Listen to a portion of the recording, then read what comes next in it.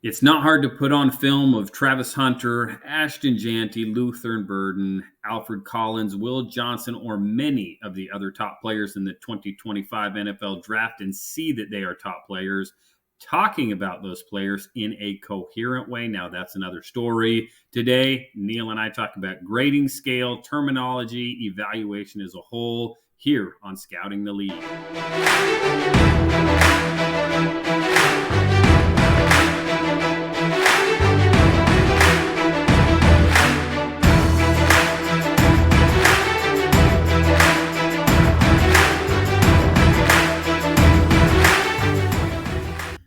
Everyone, and welcome to Scouting the League, a really fun episode, one where I really get to nerd out and get into the details of both respectfully and accurately talking about the players that are being graded. Hopefully for you, it's a peek behind the curtain of what NFL teams have in their scouting reports, though, of course, as we always say, there are at least 32 ways of doing things. I'm not afraid to spill the secrets. And yes, if you are just listening, I used air quotes on that secrets part. No shocking the world today with anything, but perhaps maybe it's just going to be laid out in a new way for you. We will see. Before Neil and I jump in, though, let me remind you, like, subscribe, share this podcast, Scouting the League, wherever you are listening and watching. Our new home at Fans First Sports Network on Megaphone, or of course Spotify, Apple Podcasts, or for the full video experience, YouTube. Wherever it is, share it with a friend. We love our faithful and fantastic following.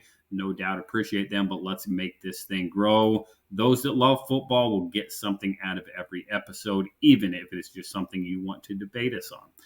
Along as the co-pilot today, of course, Neil Stratton, a guy that has written books on this subject, Scout Speak, Thinking and Talking About Being an NFL Evaluator, as well as Moving the Chains, a parent's guide to the NFL draft process.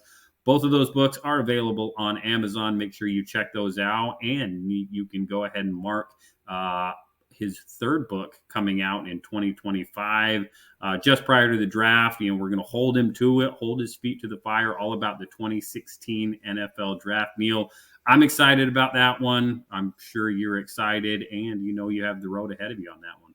I'm excited about it, and excited about being done with it too. Boy, I tell you what, I think the classic expression for writers is they don't like writing as much as having written, and I'm firmly in that camp. It's a big job, and this is going to be a little longer than any book that I've written so far. We're approaching 50,000 words, which translates to about 160, 170 pages, I think, which is about an airplane's ride worth of reading, I hope. I've had some crazy fans of my books that I really love. I'm not trying to poke fun at you, but I've heard some of them read it and then start back over and read it again. And that just gives you certainly is not a blessing of my books as much as just a measure of the passion of people about the art of scouting and all the things we're about to talk about. And it is fascinating. It is just fun to kind of peek behind the curtain every once in a while, especially with someone like yourself who's actually done it. Yeah, that 2016 draft that you talk about, again, that was my first draft with the Falcons. Man, I'm excited to talk with you about that. I know we've kind of teased that, and will be a lot of fun as we get there. But make sure you go check out Neil. He is on X at Inside the League. InsideTheLeague.com is his website. I, of course, am Rodrik David at Right Step ADV on X. Again, had some really fun back and forth with some different fans of the game of football this last week. Again, one of the things that always fascinates me is the year-to-year comparisons. That was the thing this week, Neil, that kind of, got me going with this episode is like, no, the top quarterback in this year's draft, where would he have ranked last year? And that became the question mark. And again, you get people like, oh no, Shadir Sanders, let's just, for the sake of the conversation, he was number one this year. He would have been what, number 6, 7, 8 last year. And again, people start throwing out their analysis, their opinions, and then when you ask for receipts or true comparisons, they go silent. Again, we'll talk about that as we go today, but that's kind of where the genesis of the episode. So again, it's really fun for me to talk about. Again, if you want to talk football, especially with somebody that really knows football, again, hopefully this conversation helps you out. But first, Neil, let's jump in with some college football stuff. That's where we're going to go first. A fun week on the college side. Scouts love the college game. Obviously, we got area road scouts out there still getting their work done. But from a 30,000 feet perspective, scouts are going to be taking a look at obviously players on teams. Now, you're going to keep track of who's ranked where, who you're playing, all that kind of stuff. But let's just talk 30,000 feet. Surprises, upsets. Ohio State survives. Notre Dame's back in the top 10. A&M with a strong second half. Where do you view college football right now? Kind of surprises or maybe not surprises for you? Well, I mean, there's a lot of exciting teams, and we're a lot farther into the season to have as many undefeateds as I expected. We've talked about that previous to today, and I don't know, I really like the way that the CFP's going and what we're going to see. I mean, it's as surprising to some degree to see some teams have risen up as much as the ones that have fallen off. I mean, the Indianas, um, all the team, the Illinois, the teams that, even though some of them, I'm not talking about them all being undefeated, but I wasn't expecting Miami to be undefeated this late in the season. I wasn't expecting Penn State to be this undefeated this late in the season. I didn't think Ohio State would lose to Oregon, but I mean, Oregon's got a great team. On the other side of it, I wasn't not expecting Florida State to be having the season that they're having. I certainly Mm-hmm. wasn't expecting Navy to be having the season they're having. So it's been a A lot of little fun. pride there, a little pride in that Navy season so far. Boy, up until last week, but hopefully they can bounce back this week. If they can't, then they're in real trouble. But turnovers are important, and if you want to play a good team, you can't beat them if you're handling the ball consistently, and that's what Navy did. What, on the two of the first three drives or something like that. I'm gonna try not to sit here and get on my soapbox here, but it was very frustrating because their offense. They finally have an offense this year. I mean, it's Chronic has brought them a look that I haven't seen going back to even when I was there, when we were still running the wishbone like you have to legally do if you're a service academy. And it's been nice to see that other dimension added to the team. We'll have to wait and see how it translates when we get to Army Navy at the end of the season. But it looks like both teams are headed to a bowl game, and that's Yeah. not unheard of, but certainly a unique thing and pretty exciting. And by the way, for everyone who is going to be watching those bowl games, you won't be seeing players sitting out. There won't be anyone deciding to take the game off or whatever. So that's kind of cool too. You'll actually get the best shot from both teams in their respective bowl games. So I'm kind of looking forward to that. Yeah, no, I mean, absolutely right. That's there's some fantastic. There were some big games and teams a whole. Again, he referenced Oregon. Again, Oregon's the team to beat right now. Rightfully so. They're doing good things. Again, for what Dylan Gabriel isn't in it as an NFL quarterback, man, he is exactly what that offense needs and wants. And again, Ohio State just didn't have an answer for him. Again, the elusiveness. Again, not a just a dynamic pocket playmaker, but man, he made some good plays, allowed them to keep winning. So you look at Ohio State, trap game against a good Nebraska team. Again, you start putting everything together for me. Nebraska gets absolutely embarrassed by Indiana, who again you said Indiana's really good. Nebraska gets embarrassed, comes back and plays Ohio State right down to the line. Mm-hmm. Trap game for Ohio State because they were looking up to next week, heading to Happy Valley, seeing Penn State in a huge game for both of those programs. I don't think Ohio State can afford to lose this one. Penn State could, again, being undefeated heading into that matchup. But again, that'll be a true test for Ryan Day and the Buckeyes is heading into Happy Valley. And that's going to be a huge, not just for the Big Ten, but huge for national championship implications. Yeah, no doubt about it. I mean, the Big Ten is still sorting itself out. The SEC, I have no idea. I mean, notwithstanding the fact that Georgia's number 2 now. I don't know. Are they number 1? I didn't look. No, they're number 2. Yeah, Oregon is number 1. Right. So, I mean, who is Alabama at this point? We're starting to hear people start to fire Kalen DeBoer train. 3 weeks ago, he could have run for the governor of Alabama probably. Who is Vandy? Who is Texas? All these teams. Is Oklahoma? Are they going to finish with a winning record? I mean, it's a wow season, and that kind of goes back to what I was saying earlier. I mean, it's a very disoriented thing when so many programs that are traditional powers are really in a tailspin. But I guess that's what makes the game great, right? Yeah. Texas again. I'm going to trust that Texas offensive line again. Could be looking at 5 guys who could potentially be drafted. Again, I still have to imagine they're going to be right there at the top 4. Kirby Smart, the Dogs, they're still the same team. I saw somebody say, when was the last time I think a 7-0 SEC team that has beat top 25 opponents weren't top 10? Well, that's Indiana. Again, the disrespect for Indiana. Perhaps, again, does anybody believe they're a top 10 team? Again, that's probably up for debate. They can score points now, and Yep. that is a good coach that's got a winning track record. Again, Kalen DeBoer not that long ago. Again, just a little bit different ascent to it. But and again, the Texas A&M. Again, you talk about a culture change and a school that has constantly had expectations. Now, maybe little expectations this year. They turned it on in the second half versus LSU, and man, played a little bit of bully ball, ran the ball right down their throats, and again, an impressive win for Texas A&M to keep themselves in relevance. And again, could be looking at top 12 come end of the year. Let's speak about that A&M LSU game. Rodrik, as a scout, a player goes out and he's seen as a potential day one, day two quarterback. Then he goes out in a showdown game and throws 3 picks in one half. Do you automatically take him out of that day two conversation? Man, it's not automatic. It goes back to if he had a big grade for your team. Again, you're probably going back and doing more film work. Again, you want to see him against the biggest opponents in the biggest games against NFL talent. And Right. again, it is the Joe Burrow reverse, right? Where again, a 5th, 6th round grade, and then he consistently puts on tape that he elevates in those big games. Again, you're a 2nd round player, and again, it would be almost a Will Levis situation where traits through the roof, 1st round traits. But again, every time he had the opportunity at the college level at Kentucky, now again it's Weigman at A&M. Every time you have the chance to show like, no, I am that guy, you don't do it. Again, you're no longer probably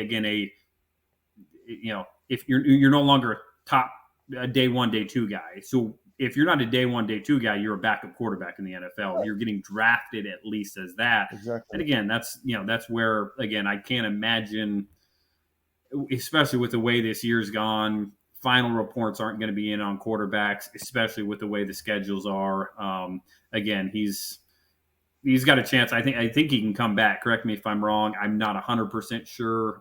Who knows with today's college eligibility rules? He can find a year somewhere. But again, I think that'll be the decision he could potentially make. Yeah, and I he sat for so long and been patient for so long, and I want to give him credit for that. And I started the season, I was really on the fence with Nuss. We're speaking of Garrett Nussmeier now. I was really on the fence about him. And then some of his performances toward the middle of the season, I really became kind of a fan. I mean, the arm talent's there. He's got some mobility. He can run the RPOs. He can do a lot of different things. His offensive line has not been good this year. I mean, I don't want to pick on anyone, but the right tackle at LSU was getting some 1st-round grades. He's not a 1st-round player, at least in my estimation. Okay, and I'm not a scout, whatever. But he's had to overcome some things. But the performance in the second half, when he had to step up, and when they had a second half lead, 1st half lead, and all those kind of things, that's a lot of negative boxes to check for me. And but now there's always, as we know, inflation in the quarterback market. And if he goes out and has a great January, February, and March, then all bets are off. And it'll be fun to watch. It's always fun to watch, kind of following the stock market of these quarterbacks. But right now, I'm kind of low on him. I'm kind of disappointed about in his trajectory, just given what was at stake there. It's not the end of the season, but to have that opportunity and not be able to really grab it was a little disappointing to me.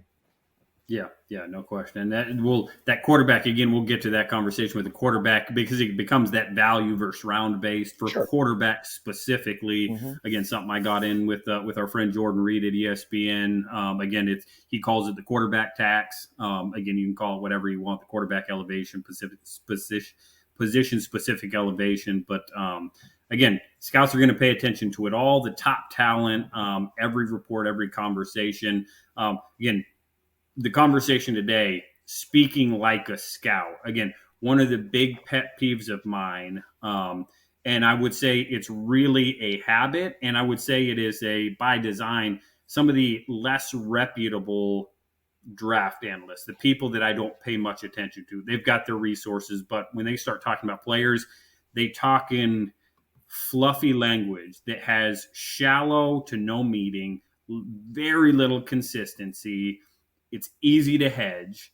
It's easy to turn around and never be wrong when you're not anchored to anything. Where, again, on the flip side of that, scouts in every room are anchored to a specific language, to a specific grading scale, to specific, the way you talk about players in terms of their traits. It's fluent, it's grounded. Some people call it boring. Again, it doesn't have to be boring if you explain it the right way. So when you start talking about those quarterbacks, again, Garrett Nussmeier can go out. He can throw all the balls. He can make all the NFL throws. Again, so what does that mean? Um, is that good? Is that above average? So let's get to that and let's back it up a little bit because again, one of the first things I tell people, and they're like, "Hey, I want to get into scouting, and how do you talk about players?" The first thing I tell people to do is develop your grade scale. Again, the NFL, the majority of NFL, you're going to be a 1 to 5, a 1 to 7, or a 1 to 9. And again, the higher the grades, the higher the number, the better the trait. 9. So in Atlanta, a 9 trait was rare. That's a Hall of Fame trait, right? You don't write maybe any 9s in a fall scouting season. If you're writing a 9, again, that is going to show up on a report. You're going to have to justify that. 8, excellent. 7, very good. 6, good. Again, the majority of starters are probably 6 level traits, 6 to 7 level traits, good to very good. 5's above average, sufficient, solid, however you want to call that.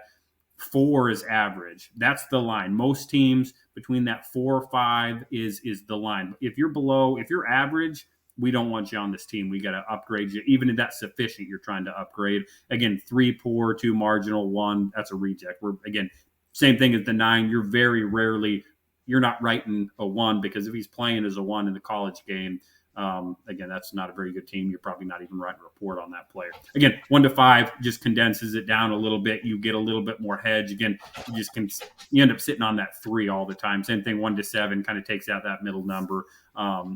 Again, the insight into that Rams, scouting a Ram, it was fascinating. Again, it's very interesting. Les Snead, everybody in the football world knows that Les and the Rams have done things differently, progressively differently over the years.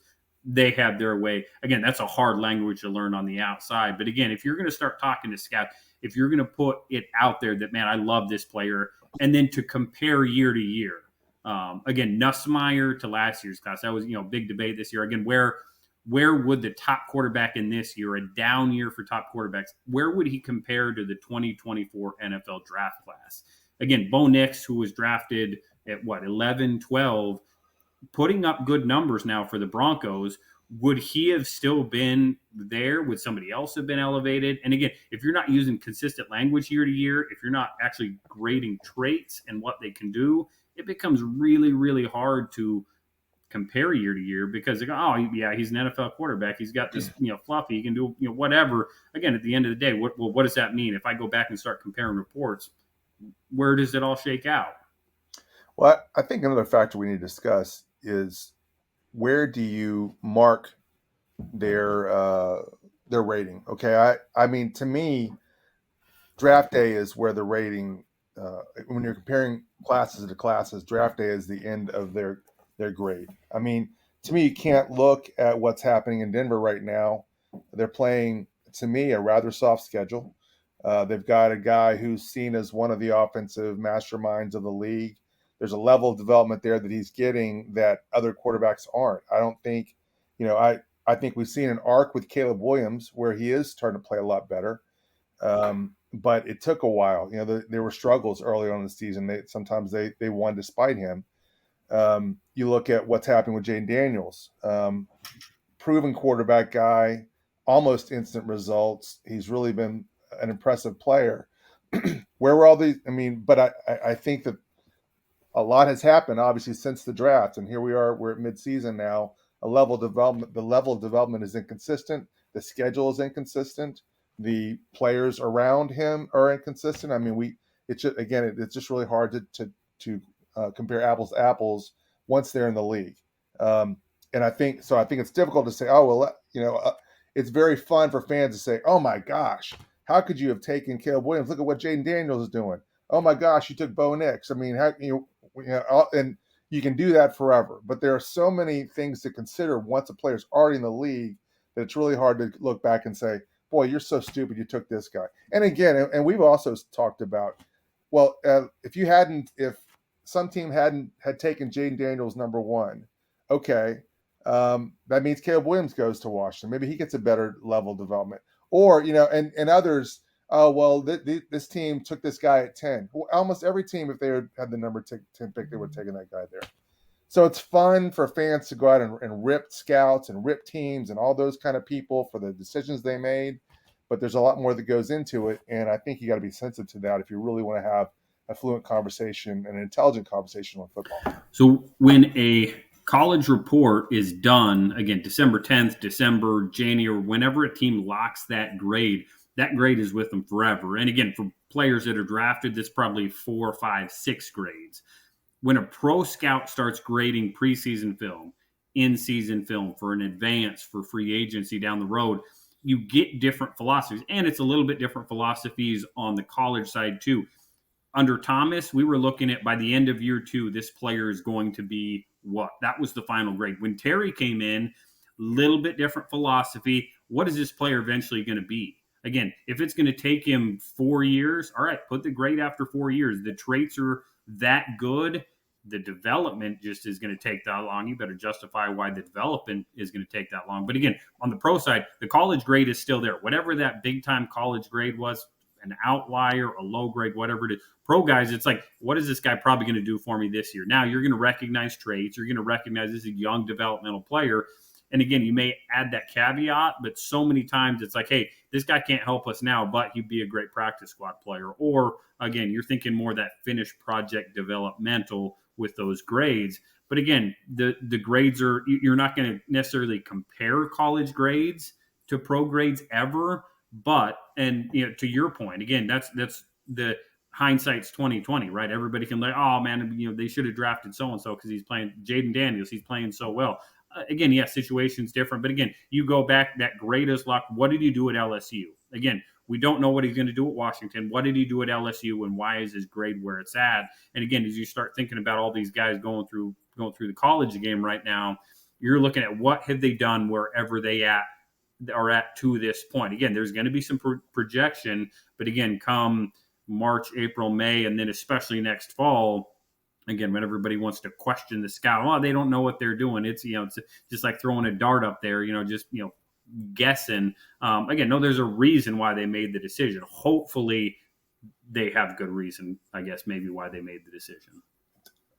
How were you able? That's fascinating. What you said about with Dimitrov, it was going to be where are they at the end of basically year 2 with the Saints, or with Terry, who came from the Saints. It was where they're going to be whenever. We've seen Bryce Young get 19 games. Do you think it's fair to say everyone? I mean, how did y'all measure for the value of the player, the importance of the immediacy of the game now? I mean, to me, that's a clear part of the business now, part of the industry, and kind of a big variable to me, if I'm understanding correctly, on how you would determine. I mean, everyone doesn't get 4 years. No one gets 4 years these days. Nobody gets 4 years anymore. I guess if you're looking at maybe the UDFA or a day 3 guy, then maybe you could give him a little more time. And we've talked in the past about the Eagles tackle and how much time he got to develop. But boy, it's a much shorter time. How did y'all account for that under Terry in Atlanta? Yeah, again, it comes back to, again, I didn't get to see it long term with Terry, right. thanks to the jab. But again, it becomes one of those things where it goes back to how stable a franchise are we? Again, you look at that on the first hand because, again, the Eagles under Howie, we've talked about that franchise, with the ownership, with now they've had some changes at coaching staff, head coach especially over that time. But again, the core of that team has stayed the same. So again, you can project a little bit longer on those Jordan Mailata type of players. Carolina, again, it'd be hard if I'm in Dan Morgan's seat to not think I've got to draft players that are ready year 1, year 2. Absolutely. with where Thomas was at in his career, he wanted a Super Bowl. Again, Arthur wanted badly a Super Bowl, and we were also in a spot where, again, we were a veteran team. We were a team that was close. So for the most part, we were, again, whether that was an overall philosophy thing, that was just part of the conversation. It's by year two. Guys got to be showing up. Again, I think about like Daniel Brunskill, who was a tight end at San Diego State, came in, I think he was like 2 years practice squad, O-lineman conversion, and we were done with him in Atlanta. It was he can't play for us. He goes out and starts at guard on the San Francisco Super Bowl team. So again, he just needed that little bit longer. Atlanta wasn't the spot to do it. Thomas, DQ. We talked about being developmental. Again, whether that was blowing smoke or not. Again, you think about your really stable long-term franchises, coaches that are going to do it. Again, you get into your coach. What coach? Who are my coaches? Are they going to be patient?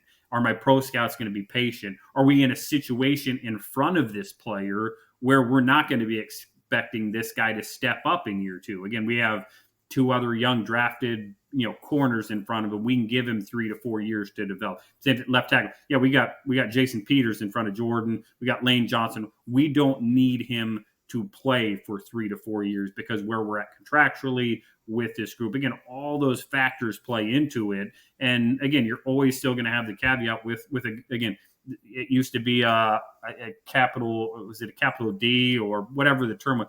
If he was a beyond 2-year development player, again, we're not going to know what he is by the end of year two. There's a tag for it. And again, at the end of the day, you're in those conversations. You're in those, again, why? Why after 2 years is he not going to be ready to play? The other thing that really factors into that is what school he's at. Is he at? You're at Alabama, Bryce. Again, that's if you want to talk the closest programs to an NFL franchise in terms of structure, meetings, what they're asked to do, what's put on their plate. Again, you've got your Alabamas, Ohio States, Georgias, again, maybe Oregon's now. Again, there's a lot put on your plate. It better not take you 3 to 4 years unless you're a redshirt sophomore that's just unbelievable traits and blew up in 1 year. Bryce, you were at Alabama. Again, so it's like we better, again, after 19 games, we better see something for you. Again, with the transfer portal changing a little bit, a MAC player is going to get a little bit longer. A Larry Allen, again, who we'll talk about next week with Tom, is going to get a little bit longer. If you're from Australia, you're going to get a little bit longer. And so, again, that fact, you start rolling that into it as well. It's like, yeah, it's been in a school with less resources. Again, not an NFL program. He's probably the only NFL player that's ever going to come. Adam Troutman out of Dayton, maybe the only NFL player that's ever going to come out of there. I had a really developmental low grade on him. He goes, I think, in the 3rd round of the Saints. Now he's with Sean Payton in Denver. Again, I didn't love the player because in Atlanta because I knew he's not going to be what we need him to be for at least 3 to 4 years. Again, he is still probably a developing player, but again, you're at D3 Dayton. It's probably going to take you some more time. So again, that's going to factor in your grade. Absolutely. When you went to the Super Bowl with the Falcons, did it automatically give y'all, okay, you didn't win it, but you went to the Super Bowl. Did you all feel, okay, we've got more leash, we can be more developed, we can look at more developmental players because we've had this success? I mean, was that something that scouts felt like, okay, we've got a little bit more time to tune these players up because we've had some success like that? I would say it was actually the opposite. And Really? again, I'll speak to myself from on the pro side where I think it is one of the hardest things you have to fight. You're not one player away, and you're not ever, maybe even 2 players away. Again, I think about that year, the big free agency decision we had to make. Chris Chester retires at right guard. Who is going to be our left guard? Who are our guards going to be? We make decisions on, and we bring James Carpenter and Jamon Brown in, who, again, I didn't like at all. Didn't like either player. Both players had a bunch of baggage, injuries, whatever it was. But the sense was we need guards that can step in and play now. If we're going to draft him, we don't know if Matt's going to trust that guard, if he's going to be able to play on this front this year. And again, that the expectation that next year we had largely the core of that team all back together. We had the weapons. We had the quarterback, obviously. We had the rushers. We had just about everybody back, a few pieces here and there. And again, you see you go back and look at the free agency moves, and then who we took in the draft that next year, and it says, I mean, they were going for it in whatever 2018, and again came up just short in Philadelphia, another really good team. And again, you almost hamstring yourself a little bit because you're thinking in the short term. And again, there's plenty of reasons for it. Again, it may have been the owner telling Thomas, "You're going to do this." Again, who knows? I wasn't in that room. I was just a slappy pro scout, and maybe it was Q saying, "No, we're this close." It was Simo saying, "Hey, we're this close." Maybe it was Thomas saying, "No, we're going for it this year. We're in this situation." And again, James and Jamon were number 2 and 3 probably available guards. The other one got good money to go to, I believe, Buffalo and Roger Saffold. And again, player that I loved. I think he would have made a difference. Again, whatever. It's all hindsight at this point. But it for us in Atlanta, the sense was certainly, hey, we've got to go for it now. We're not going to put developmental guys on this roster. We were, again, you could make the argument we probably had 50 roster spots set going into the fall, where again, there's maybe just a couple. Again, and you look at it that previous year, and again, we'll talk about it with that 2016 draft. I believe we had 5 rookies starting, 4 of them on defense. I mean, it's and one of them a UDFA. So again, it becomes that different. Like, hey, we thought we were maybe 2 years away, and all of a sudden we get there, and it's like you're putting the pedal on the gas. And again, it certainly changed. Even if it's never said, you feel that sense. It's that sense of the way everything's talked about, that, hey, that urgency is probably just a little bit higher. Instead of 3 years to develop, you've got 2, you've got 1.5. Come playoff time, this player better be ready to play. All right, so let's go and talk about the quarterbacks, as we alluded to. When you now, obviously, when you're in Atlanta, you had Matt Ryan, you're pretty set there. But if you're a quarterback, if you're a team that needs a quarterback, how far in the future do you look? How far in the future can you afford to look? I mean, I don't think Shadir Sanders has had the season this year that he did last year. I know Quinn Ewers has not had the season that teams were expecting to have. We've already talked about Garrett Nussmeier's struggles this year. I'm not saying this is going to be, what was it, 22 or 23 when we didn't have any first round? The first quarterback went in the third round. I don't think it's going to be that drastic, but if you're a team that needs a quarterback, can you afford to say, let's just wait until 26? Do you have to force a 25? Do you try to find a bridge quarterback? I guess there's a lot of contingencies there, but as a scout, what was the conversation with teams when they were in that situation? Yeah, I mean, it's obviously it's a place no franchise wants to be. Quarterback purgatory. Do we go pick Kenny Pickett because he was the best and we needed a guy this year? And again, if you're a team like the Steelers, again, they've weathered it just fine, as Mike Tomlin seems to always do. Hopefully you're grading the quarterback for who they are, not for the class that they're in, which again kind of goes back to that. Again, no matter what grade scale you are on, you are grading his traits, first of all. Where, again, you bring up Shadir Sanders, where Shadir hasn't had the maybe statistical and overall year, he has, in my opinion, made strides. Again, his traits he's got a better delivery and release. I think it's a little bit cleaner this year. It's a little bit more concise. It's a little bit quicker. The ball's getting out. Again, his decision-making, again, Caleb Williams went 1 overall last year with his decision-making being a major question mark.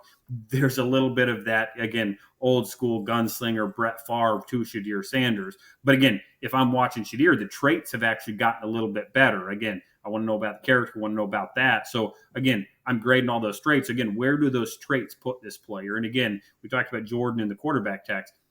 If you think about a round-based system, again, a 1.1 to a 1.3 is a first-round player. Again, help you sort it out. A 2 to a 2.2, perhaps a little bit tighter. And then a 3 is a third-round grade. Well, a 3, when you start marrying that pro and college system, a 3.0 drafted player is a quality NFL starter. You're not going to be looking to upgrade that player. He's going to be good, reliable. He's going to be a fixture at that position. You think you're going to be able to win, maybe a win-with type of player. If you get into that 4.0, 4 point, again, if you want to tag something on the back of it to kind of slide him up and down, that's a part-time starter. You love him, like him as a backup. If he starts a couple games for you, again, you're going to be okay. But again, you don't want him long term. So again, you come back to those quarterbacks. If you're drafting a quarterback, you may have third round type traits, a third round grade on that quarterback. Guess where that quarterback's going? If he's a starter in the NFL, that's a mid first round grade. Again, depending on who you talk to about Bo Nix, again, Michael Penix being like 8 overall, JJ McCarthy. Those are probably guys that had second to third round traits, truly. But again, they go in the first round because it's the quarterback tax. That's the quarterbacks get pushed up there. Because again, if you draft a starting player, starting quarterback, they're getting all the way pushed up to that first round. Anything beyond that, again, if you're drafting a fourth in the first round, back into the first round, again, I mean, that's a completely different conversation about why you're doing that. The rest of the positions, it doesn't nearly have that same tax. Maybe rusher, because again, situationally, you can be a situational rusher that is a high-end contributor. Bruce Irvin, you can think all the way back to the Seahawks when Dan Quinn was there. Shocked the world with Bruce Irvin at like 15 overall, a guy that was a part-time player. Again, Josh Uche out of Michigan, who just got traded. He was a 40% rusher, special trait rusher. He was a very good to excellent rusher situationally at Michigan. He gets drafted way higher than a lot of teams probably had him graded for all those reasons. Rushers are going to get pushed up. Left tackles are going to get pushed up because, again, if you think this player, if he's a starting quality player, I'm not going to be trying to draft him, sign somebody to beat him out. Third round or higher, those players are going to get pushed up a little bit. Again, the majority of the league is in that 4-0. Again, backup quality starter. Again, it's a bell curve. There's a fat group of players right there. But again, the good players are going to get pushed in premier position. Left tackle, quarterback, pass rusher. Again, depending on the scheme, corners will fall in there a little bit too. It's just the players that are harder to find. Okay, so today we talked about that we were going to discuss comps. I was watching the Boise State game Friday night. Big game, UNLV. Boise State came out ahead. The comp I heard was Barry Sanders. Okay, he's a little short. He's a little elusive. He's not a pure move the chains between the tackles kind of guy. But I don't see Barry Sanders. Now, you could argue that there is only one Barry Sanders. But when you're in a draft room, when you're in a war room, when you're on the road, are scouts talking about comps the way that fans and broadcasters love to talk about comps? I mean, is it just kind of a normal part of the conversation? Again, depends on the philosophy and the program. And when I was with Thomas, we were a little bit more comp heavy. Really? With Terry, it was a little. Again, we want to talk about the player. We don't want to talk about comps. We don't talk better than. Again, when you start talking about comps like Barry Sanders, the first thing I'm always going to do when I hear a comp is, have you graded him? Did you scout Barry Sanders? Again, that was one of the ones that drove me crazy when I heard younger scouts comp. I'm like, oh man, he reminds me so much of, again, so you remember his highlights. Like, do you have a report on him where, again, you want to talk about the traits? That's, again, I got to listen to Phil Emery, Rustin Webster, Russ Bollinger, guys that had seen a bunch of those players. All right, I'm going to get your comp has some credibility there, but if you didn't do anything more than watch a little cut up of him, 10 15 plays, I mean, that's a hard comp for him. Again, if you're going to comp him to somebody and he did some work on. Again, from the college side, from the pro side, somebody that you've got to report on. Again, I've seen one of the more recent ones is Ashton Jeanty to Saquon Barkley. Again, that's pretty good. And again, who was Saquon comp to? Again, by the people out there, probably Barry Sanders. Barry Sanders was, again, he was a rare. He had some rare traits that, again, maybe never be emulated. But again, the best comps I hear, again, hey, in the pass game, he reminds me of. In the run game, in the downhill stuff, he's got this jump cut that's, again, I haven't seen a jump cut like this since I've seen Barry Sanders highlights. Make sure you're letting him know, again, he's not Barry Sanders. Again, right. Maybe he is, maybe he will be, who knows? That's a big time comp that you're going to have to stand on.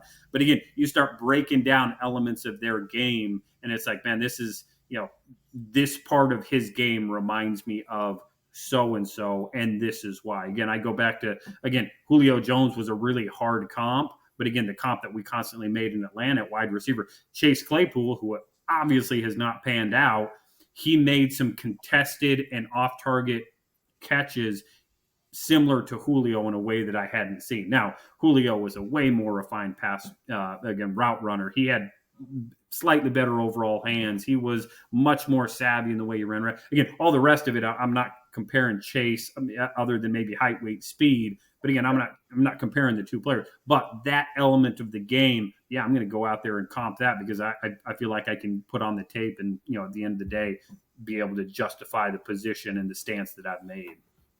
Everyone loves to talk about comps when it comes to skills positions, I think, primarily running backs, receivers, Yeah. quarterbacks. Do you recall a lot of comp talk when you're talking about a will linebacker or a box safety or any position that's not one of the sexy, that aren't isolated where, oh, I get to watch highlights of this guy? I mean, were there comps for other players that are maybe less glamorous Yeah, too? yeah, absolutely. And again, the comp becomes a little different on those other positions because it becomes more like, hey, we won with this player here, and he does a lot of the similar type of things.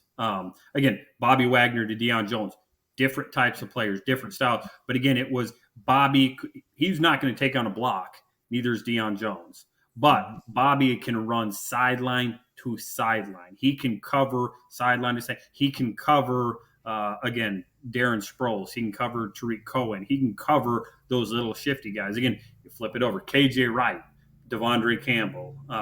Again, big, long guys. Again, you're not asking that guy to cover Christian McCaffrey in Carolina. But again, KJ was big, long, could fill the Sam role. Again, similar type of traits, similar type of players, height, weight, speed guys. Again, you start comparing those guys. Again, this is what we had in Seattle.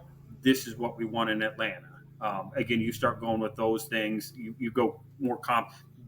In this system, we need a player that can do this in the same way that KJ. Let's find the closest player we can. Again, you always go to, you got your ideals, and then you've got your scheme-specific ideals. Again, Bruce Irvin, Vic Beasley. Again, you start making those comps right there. And again, if you start filling them in, a successful Seattle defense became a successful Atlanta defense, a successful Kyle Shanahan offense in Washington, Matt LaFleur in LA, to Green Bay. Again, I had this here. I need this here. Again, with a little, few changes based on what you want to do, specifically where you're at. All right. So, Rodrik, when you were working with the Falcons, let's say when you're under Thomas, when you built your board, how was that done? How many players typically were rated as draftable? And what were the designations you put on different players? You've alluded to some of them that were more developmental. Maybe there were character risks, those kind of things. Did you use letters? Did you use colors? How did you kind of break that all out? Yeah, it was everything. So under Thomas, it was the old New England model of grading, which was, I'm not going to say difficult to learn. It took longer to learn. Again, that you had your 9-0s, your 8-0s, your 7-0s. Again, you didn't have many of those players that were the top of the draft board. But across the draft board, you've got every position. You start at quarterback on the left, you go through all your positions. You start with your D-line, you keep going across on the left side. Again, if you've got maybe 3 8-0 players, they're all going to be on the same line. When you come to that pick, again, it becomes a value. Again, if you got an 8-0 quarterback and an 8-0, again, right guard, again, clearly the quarterback is the player you take in that position in almost all situations. Again, as you get down the board, it was used to be 9-0, 8-0, 7-0, and then it was 6-7, 6-8, 6-9. Again, you start separating where there's a few more of those players. And again, it's right across the board. And again, where you start thinking about that board is you have you're going to have your tags, your special teams tags. You're going to have character tags. You're going to have medical tags. For us in Atlanta, the developmental tag was a really rare one and only could be tagged on certain graded players. Not again, a 6-7 is not going to have a developmental tag on him. A 5-8. Which is a later round draft guy. You got a 5-8. What does that mean? So again, you go 7 to 6, 7, 6, 8, 6, 9. Then you get down to a 66, but that's only available at some positions. A 64, that's only a center grade maybe, or a 2-down nose tackle. So it was designed in a way that allowed you to stack the board a little bit. Again, the highest graded fullback you could be was a 59, which equated to about a fifth round grade. But again, now maybe that fullback, because of need, because of what you want, maybe that 59 gets pushed up a little bit, but that 59 grade is who he is. Again, you Mm-hmm. go all the way down 57. I believe a 57 was basically a priority free agent. And then after that, 56, 55, again, you down 4-9 reject. You're not going to put those guys on your board. So you start Mm-hmm. sorting down through all that stuff where those grades, you end up, again, you have guys on the same line, but position specific or position priority is probably going to dictate who goes where. And again, I remember one of the years there was a tight end that had a 67 grade for whatever reason. I don't remember any glaring tags on him. Again, he fell all the way to like the fourth round, and his magnet stuck out like a sore thumb over there. I'm a young guy. I'm still a scouting assistant, I believe, at the time, so I'm not going to ask the question why aren't we drafting that player that's got a big time grade from several scouts? Yeah, I know we drafted Austin Hooper. How about two of them? And again, it puts you in a bind in a different way, different later. Again, but it becomes a question where under Terry, you go to a round graded system where again it's basically 1-1, 1-2, 1-3. That's your first round players. Your 2-1, 2-2s. Those are your second round players. And then after that, you get into your threes, your fours. Again, the first number of that grade is probably where you're going to draft the player. Again, maybe with some fudging, maybe with some adjustments based on again where the position group is in a particular year. But again, that's kind of going to kind of be where it sorts out. And again, there's no right or wrong way. There's ways where it's going to give you a little more room to slide some guys around to get a player you want based on a grade. But at the end of the day, again, the GM, how much is he in control of that thing? Again, Thomas was in absolute control of the board. For Terry, Kyle Smith was really in control of that board, getting everything set. And then it just goes through, gets your scouts. Everybody sees it all together. So you broke them out by positions. How detailed did you get with positions? Was there a column for safeties, or was there a column for strong and free? Was there a Yeah. column for Wills, Sams, and Mikes? I mean, how many positions across there were there? Yeah. So again, 2016, we had strong and free safeties. Again, you think Cam Chancellor, Earl Thomas, Ricardo Right. Allen, Keanu Neal. Those are completely different players. So early under DQ, we were definitely two safeties. As soon as Terry, Arthur, Dean Pease comes in, it was safety. There again, we want the same guy on both sides. So again, strong safety, free safety disappeared. That becomes one column now. Uh-huh. Which again, when you start adjusting your 2020 to 2021 board, it becomes some grades translate real easy. Again, a 60s Keanu Neal, when he was drafted 22nd overall, whatever it was in the first round, he's going to be a third round player in a lot of different systems. We knew that in Atlanta. I'm sure we'll talk about that when we get to that 2016 draft. But again, that safety, it very similar with linebacker, and it evolved a little bit under DQ where it was Mike, Will, Sam. You had three linebacker spots to grade. That Sam, because of the rush, became so much more important. We basically eliminated the stack Sam and said if he can rush, he's a Leo.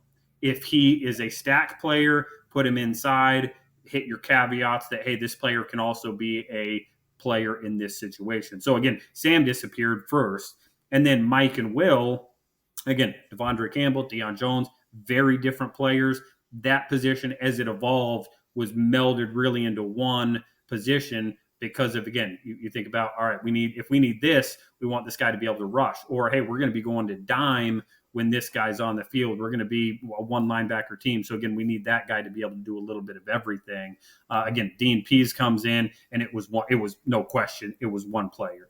We need linebackers. Everybody, all our linebackers can do this. So again, it went from 3, Sam, Will, Mike, to Sam, Will, to linebacker. And again, so you're grading it, everything sorts out. Again, you think about the same thing, 4 defensive line spots, D tackle, nose tackle, defensive end, and Leo. Again, those were 4 different spots. It became defensive end and defensive tackle. Again, you hit within that role. Again, this guy is more of a nose tackle. He's a run stopper. He's not going to rush the passer. This defensive end, he's more of a run stopper. He's a left end. I see him as a left end as opposed to a right end. On the offensive side, same kind of thing. Again, slot wide receiver, right? Again, is it a different position?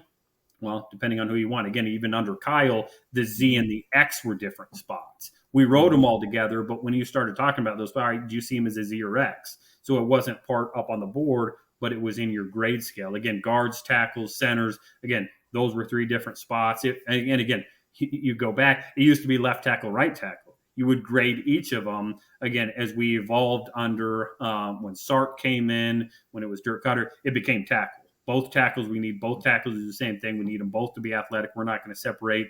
Again, we'll draft a right tackle really high because we've seen the value of them. Again, same thing with your guards, your centers. Again, your running back's always going to be your running back. We actually got rid of fullback to a degree under Dirk Cutter because, again, it was not a big fan of those guys, not a big part of his game plan. So we just wanted running backs. Again, they just get a little tag in there if they're more true fullbacks. Again, tight ends. Tight end F, tight end Y, H. Again, they were originally, again, get there in 2016, we had tight end Y, tight end F grades. Again, 2 different positions, blocker, receiver. Again, that over time melds into one. Again, that all comes back to usually the coaching staff, which from a scouting standpoint, you want your coaching staff to tell the scouts specifically what you want. Again, one of the fantastic things that DQ and Thomas stressed early on was coaches be very specific in what you want. These guys will go find them. Again, as the coaching staff, in my opinion, gains more personnel traction, they can get a little bit more gray with that. That way they can get their guys that they actually want. Makes it harder for the scouts. Without question, it makes it harder for the scouts the more gray area it is because, again, it seems like it's constantly a hedge just to get the guys the coaches want. Mm-hmm. All right, so now you got me intrigued. Why didn't y'all take that tight end that was rated so highly, despite the fact you had taken Hooper? I get it, but it's best player available, right? Best player available. As a scouting assistant, I didn't understand it, and it was a conversation that I actually had with somebody that I respect highly. I don't want to put his name out there. He was in charge of. So again, you've got your positions. You have to sign your undrafted free agents, and again, this goes back to having a complete draft philosophy that includes your undrafted free agents. So we draft a tight end. All of a sudden, you're a team that is not going to be a real attractive destination for a top end undrafted free agent tight end. That's just the way it is. Same thing, wide receiver, right? If you draft a wide receiver, why is this guy that was projected to get drafted, why is he going to want to come sign with you? So not only did we not take that tight end, making it tough for the tight end guy to go sign a good tight end, we also drafted a wide receiver that was kind of a flyer in the 7th round. Again, my thinking, go draft, double up on that position, don't draft a wide receiver, and now you've got everybody beating down the door to come to a record-setting offense. You can probably sign 2 or 3 of the top guys in that UDFA class because it looks like a fantastic. You've got Julio, you've got Marvin Hall, who was I think a practice squad guy. You've got Aldrick Robinson. You've got Muhammad. You've got serious opportunity to come in and play there. Same thing at tight end, Jacob Tammy. Now you've got Austin Hooper. We had who was our I don't even remember who our true Y was that year. But again, it becomes a spot where I see an absolute. I see if they drafted 2, now we're not signing a UDFA. But again, you got your 2 guys secured. If you got 1, it becomes a watered down thing. Again, I don't have an answer for it other than it was not there. There was never a great sense. There was never great synchronization of draft to UDFA. In my opinion, in Atlanta, it was, hey, now go sign the UDFAs to get our numbers right. So again, right. Not a big emphasis. Where again, I think teams that don't really meld those together miss some huge opportunities to again get those UDFAs that are going to be on their roster for a long time because we see them every year. It's just so the UDFA process is just such a crapshoot. Oh my word! You can find special teamers, you can find backups. Sometimes you can find starters, but man, it's just such a crapshoot. And especially as more and more teams devalue uh, the 3-day mini camp guys, the guys that come in without a contract, and I get that. Whereas some teams are bringing in 40 and 50 guys and just making it a kind of a mass kind of almost um, open casting call kind of thing. You've also got teams like the Rams who aren't even having that at all, and they're more focused on let's get guys in the building, let's have orientation, introduce a playbook, do those kinds of things. It's just a wide array of philosophies there, which is really fascinating to someone like me who just kind of watched it from afar. Yeah. Again, we could do multiple weeks episodes just talking about the grading scale, situations that you see, situations that you don't see. Again, I'm guessing when we get into it with that 2016 draft, again, I got to stop, talking about the 2016 draft. Again, it was just such a remarkable one in terms of, again, seeing the way everything fell, obviously working out for us. And then again, I think about comping that to then what happened in 2017 draft. And again, the differences that, again, in the way it was addressed, the number of UDFAs you brought in, you kind of referenced it with the tryout players. But I suppose that's going to be either part of that launch of the book when we get it all out there, or maybe just another episode. Because again, we're talking about player grades on the field, right? We're talking about that. We haven't even talked about how you start factoring in what's his character like. What's his football character, personal character? How did we factor that medical into this decision? How did we factor in, again, how good this draft class is? What is next year's draft class looking like right now? Again, there are so many factors. Anybody that thinks they can sit in there and do the GM's job from their armchair, again, there are so many factors that go into it, and you've got 10 minutes to make decisions sometimes. Again, somebody surprises you in front, somebody trades up, everything changes. A lot of things change. Again, those people that are prepared. It's a seat that everybody aspires to. So many scouts aspire to, but again, not a chair that many are really capable of handling, in my opinion. No, and it is a very unique skill set and varies among the 32 teams, and more so we're seeing the head coaches select the GMs. It's kind of a reversal of the traditional process, and we'll continue to see that evolution. And as we get closer to the end of the season and the arrival of Black Monday for GMs and for head coaches, we'll discuss that and unpack that a lot more, I'm sure. Yeah.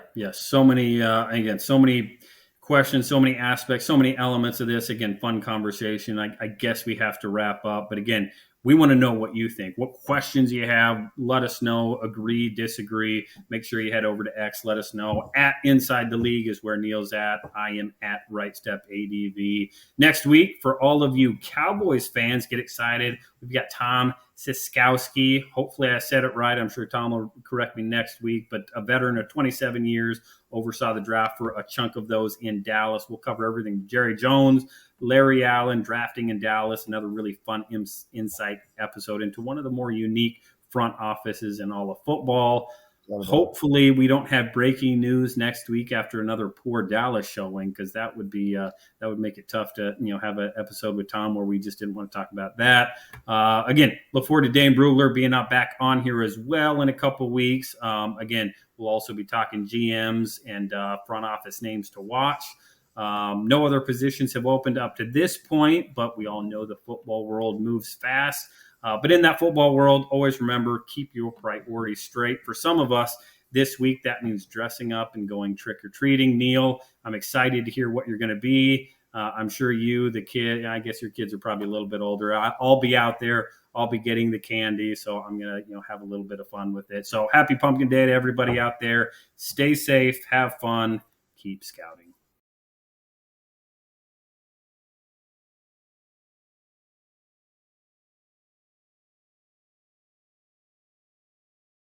I think the spring is a big part and can have an effect on the grade, but I think for the pure drafting teams, the pure scouting teams, the teams that you and I tend to admire, the grade is more or less done when he walks off the field for the last time, especially when you figured in the bowl game, the All-Star game, if there was one, the CFP games, what have you. All those topics are related to that. What we see especially in March and, well, let's say February and March, are a lot more scripted, a lot more canned, a lot more manufactured, and not nearly as much of a measure of the quarterback in a classic sense. And certainly the way that we've seen it. I work pretty extensively with the top trainers out there and the top crafters of a player's game, shall we say. And each one of those are really good people. They're really good, very smart, very effective, very accomplished. They've been doing this for a long time. And they get paid a lot of money to make these players, to really polish up these players. And they're effective in doing that. And I think scouts have come to recognize, executives, teams have come to recognize that that is part of the process and makes their job maybe a little harder because they've got to go in and figure out what's true and what's not true and what's effective and who the player really is. That's one reason why the interview process has become a major part of things as well.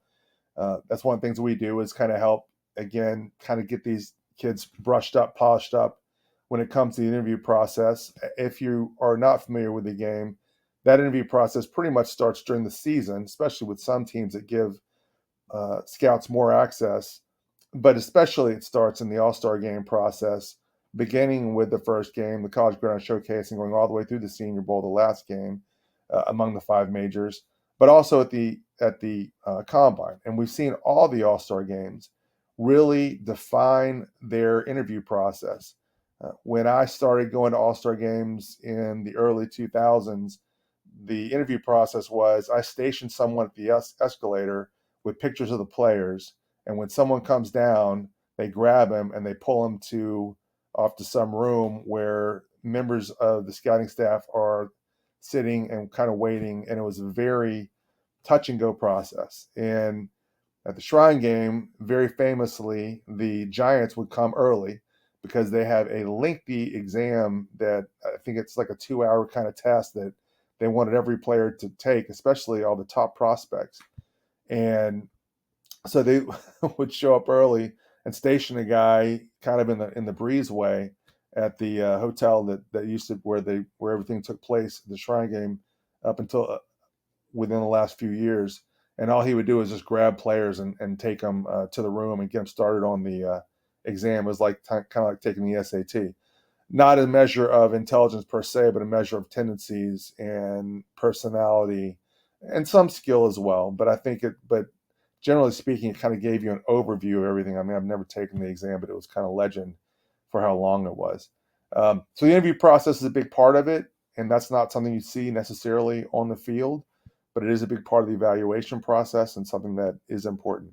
You look at traits also. You look at all the things that scouts are going to look for, and we're seeing more of that in all-star games.